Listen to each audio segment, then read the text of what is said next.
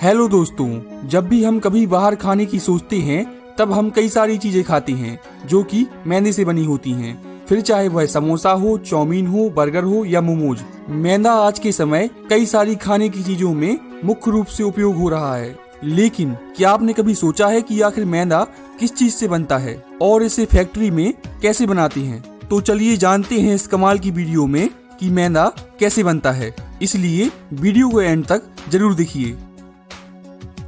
दोस्तों, आपको यह जानकर हैरानी होगी कि मैदा मुख्य रूप से गेहूं से ही बनता है, जिसके आटे से बनी रोटी हम रोज ही खाते हैं। लेकिन फिर मैदा इतना अलग क्यों होता है?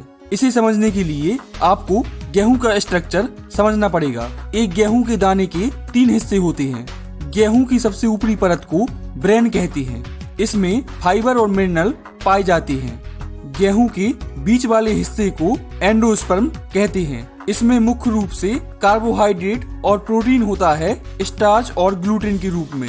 और गेहूं के सबसे बीच वाले हिस्से को जर्म कहते हैं, जिसमें विटामिन और मिनरल्स होते हैं। जब हम मैदा बनाते हैं तो इसके लिए ब्रेन और जर्म को गेहूं से अलग कर देते हैं और सिर्फ एंडोस्पर्म यानी स्टार्च और ग्लूटेन वाला हिस्सा बचता है, जिसे पीसकर हम मैदा बनाते हैं। चलिए फैक्ट्री में इसकी प्रोसेस को देखते हैं। मैदा बनने की प्रक्रिया शुरू होती है गेहूं की फसल को काटने से, जिसके लिए हार्वेस्टर का उपयोग करते हैं, जो फसल में से गेहूं के दाने को अलग कर देता है।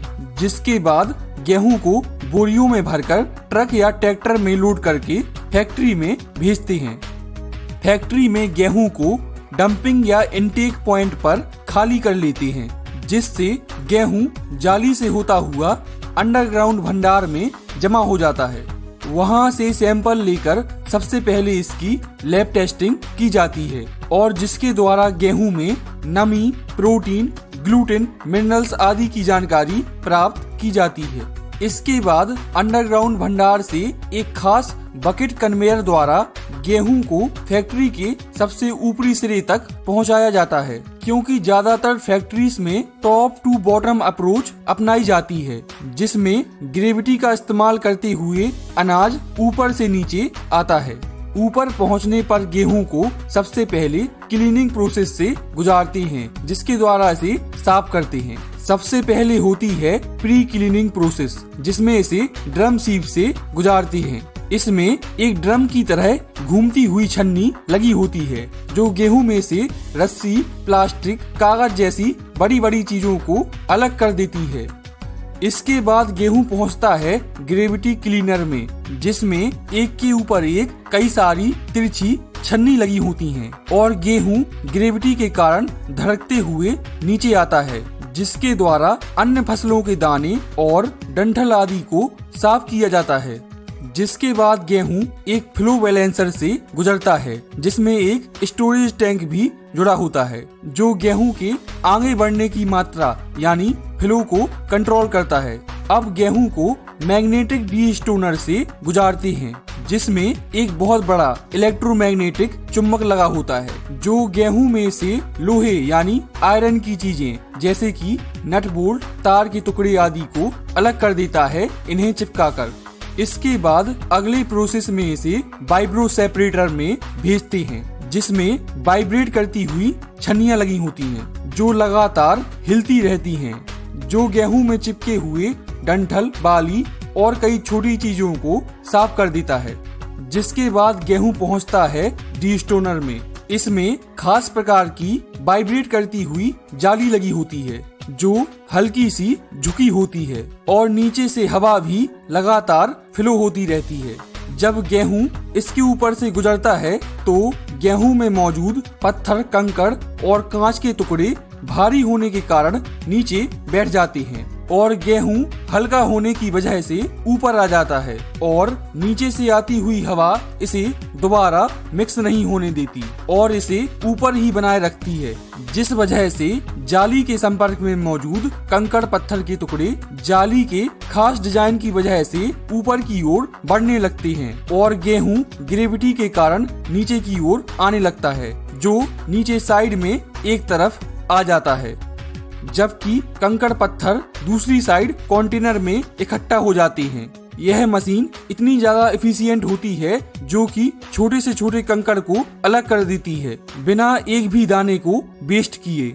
इसके बाद गेहूं पहुंचता है स्कोरर में, जिसमें एक घूमता हुआ रोल लगा होता है एक ड्रम के अंदर, और ड्रम और रोल दोनों के ऊपर कई सारे दांत जैसे लगे होते हैं। इसलिए जब ड्रम और रोल के बीच के थोड़े से गैप में गेहूं को डाला जाता है तो घर्षण यानी फ्रिक्शन होता है गेहूं के दाने और दांतों के बीच में, जिस कारण दानों पर जमा मिट्टी और भूसा अलग हो जाता है जो नीचे जाली से गिर जाता है और गेहूं के दाने अलग हो जाते हैं। इसके बाद गेहूं को एस्पिरेशन चैनल से गुजारते हैं, जिसमें गिरते हुए गेहूं में पंखे की मदद से तेज हवा को गुजारते हैं जो गिरते हुए गेहूं में मौजूद भूसे और डस्ट को उड़ाकर अलग कर देता है, जिससे हमें साफ गेहूं मिल जाता है। अब गेहूं को फाइनल क्लीनिंग के लिए ग्रेन वॉशर में भेजते हैं, जहां पर इसे पानी की मदद से अच्छे से साफ करते हैं ताकि बची हुई थोड़ी बहुत गंदगी भी निकल जाए और गेहूं अच्छे से साफ हो जाए। और फिर यह मशीन पानी को अलग करके धुले हुए गेहूं को अलग कर देती है, जिसके बाद धुले हुए गेहूं को ग्रेन ड्रायर में भेजते हैं, जिसमें इलेक्ट्रिक हीटर और पंखे लगे होते हैं जो कि गर्म हवा छोड़ते हैं, जिस वजह से कन्वेयर पर जाते हुए गेहूं में से लगातार गर्म हवा फ्लो होती रहती है जो नमी को गेहूं में से अलग करके उसे जल्दी सुखा देती है और हमें सूखा हुआ गेहूं मिल जाता है। इस साफ सुथरे गेहूं को कन्वेयर की मदद से स्टोरेज साइलो में भेजते हैं, जहां पर इसे जमा करके रख लेते हैं ताकि यह वातावरण और कीड़े आदि से सुरक्षित रहे। अगर हमें सादा आटा बनाना हो तो सीधा फ्लोर मिल में गेहूं को भेजकर चक्की से पीस लेते हैं, लेकिन मैदा बनाने के लिए सबसे पहले स्टोरेज साइलो से गेहूं को मॉइस्चर मेजरिंग डिवाइस से गुजारते हैं, जिसमें लगे माइक्रोवेव और ऑप्टिकल सेंसर गेहूं में नमी का पता लगाते हैं। यहाँ से होता हुआ यह पहुँचता है टर्बोलाइजर डैम्पनर में, जहाँ पर जरूरत के अनुसार इसमें पानी मिलाया जाता है और घूमते हुए रोटर गेहूं में पानी को अच्छे से मिक्स कर देते हैं, जिससे इसकी नमी को 7 से 20% तक बढ़ाया जाता है। इसके बाद गेहूं को होल्डिंग टैंक में रखा जाता है 10 से 12 घंटों के लिए, जिस वजह से गेहूं के बाहर का खोल यानी ब्रेन सख्त हो जाता है, जबकि अंदर का एंडोस्पर्म फूला रहता है। इस तरह से दोनों के टेक्सचर में आया डिफरेंस बहुत इम्पोर्टेंट है मैदा बनाने के लिए। अब गेहूं को क्रैकिंग मिल में भेजते हैं, जिसमें 2 रोल लगे होते हैं जो अलग अलग डिफरेंशियल स्पीड पर घूमते हैं, जिनके बीच में थोड़ा सा गैप होता है, जिस वजह से जब गेहूं के दाने इनके बीच से गुजरते हैं तो वह पिसते नहीं हैं, बल्कि क्रैक होकर अखरोट की तरह खुल जाते हैं गैप और नमी होने की वजह से, जिस वजह से ब्रेन, जर्म और एंडोस्पर्म सब अलग अलग हो जाता है और इन सब का एक मिक्सचर बन जाता है जिसमें तीनों चीजें होती हैं। अब इस मिक्सचर को प्यूरीफायर से गुजारते हैं, जिसमें सीरीज और पैरेलल में कई सारी वाइब्रेट करती हुई छन्नियां लगी होती हैं, जिनके छिद्रों का आकार ऊपर से नीचे आते हुए बारीक होता है।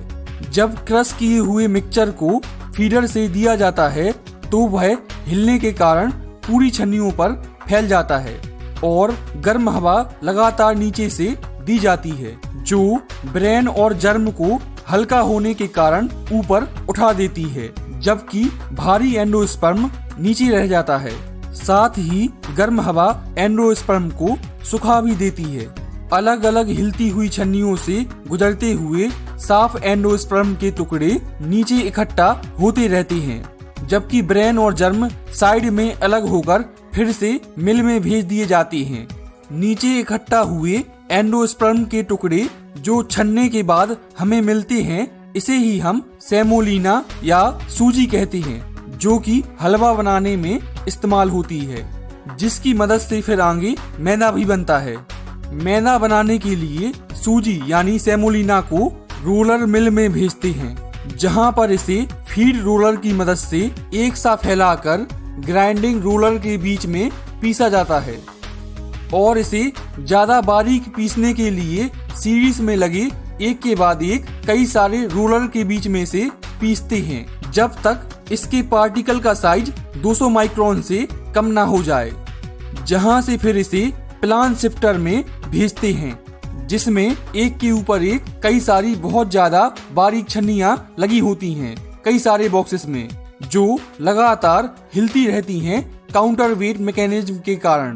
प्लान शिफ्टर में ऊपर से बारीक पिसे सेमोलिना को डाला जाता है, जो ऊपर से नीचे आते हुए बहुत बारीक पार्टिकल होते हैं, वही सारी छन्नियों को पार करके नीचे पहुंच पाती हैं। बाकी पार्टिकल को फिर से रोलर मिल में भेजते हैं पिसने के लिए।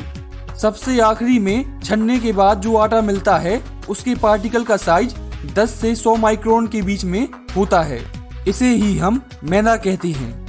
लेकिन अभी भी यह ज्यादा सफेद नहीं होता, क्योंकि मैदा जब हवा के संपर्क में कुछ समय के लिए रहता है तो ऑक्सीडाइज होकर अपने आप सफेद हो जाता है। लेकिन कई बार कंपनियां इस प्रोसेस को जल्दी करने के लिए इसे पेरोक्साइड या पोटेशियम ब्रोमेट की मदद से ब्लीच करती हैं, ताकि मैदा जल्दी सफेद हो जाए। लेकिन अभी भी सबसे इम्पोर्टेंट क्वेश्चन यह है कि आखिर जब गेहूं से ही आटा, सूजी और मैदा बनता है तो फिर स्वाद में इतना अंतर क्यों होता है? इसका सबसे पहला कारण है मैदा में ब्रेन और जर्म का ना होना, जिसमें फाइबर और मिनरल होते हैं जो कार्बोहाइड्रेट के स्वाद को कम कर देते हैं। और दूसरा सबसे बड़ा कारण है पार्टिकल साइज। गेहूं से बने दलिये के पार्टिकल का साइज 1000 से 1500 माइक्रोन के बीच में होता है। सूजी के पार्टिकल 400 से 800 माइक्रोन के होते हैं और आटे के पार्टिकल 300 से 400 माइक्रोन के होते हैं। वहीं मैदे के पार्टिकल सिर्फ 10 से 100 माइक्रोन के बीच में होते हैं। और हम आपको बता दें कि पार्टिकल का साइज जितना कम होगा वह उतनी ही जल्दी लार के साथ घुलकर ज्यादा टेस्ट देगा और पेट में भी जल्दी पचकर ग्लूकोज में बदलकर एनर्जी देगा। यही कारण है कि बीमार लोगों को गेहूं का दलिया खिलाया जाता है, क्योंकि उसके पार्टिकल बहुत बड़े होते हैं और धीरे धीरे पचते हैं। जबकि डायबिटीज वाले लोगों को मैदा से दूर रहने की सलाह दी जाती है, क्योंकि बहुत छोटे पार्टिकल होने के कारण वह जल्दी पचकर ग्लूकोज यानी शुगर लेवल को बढ़ा देता है। तो यह थी मैदा बनने की पूरी कहानी। दोस्तों, इस वीडियो को बनाने में बहुत मेहनत लगी है, इसलिए अगर वीडियो अच्छी लगी हो तो लाइक करें, चैनल को सब्सक्राइब करें और दोस्तों के साथ शेयर करना बिल्कुल ना भूलें। मिलते हैं किसी दूसरी वीडियो में, तब तक के लिए जय हिंद, जय भारत।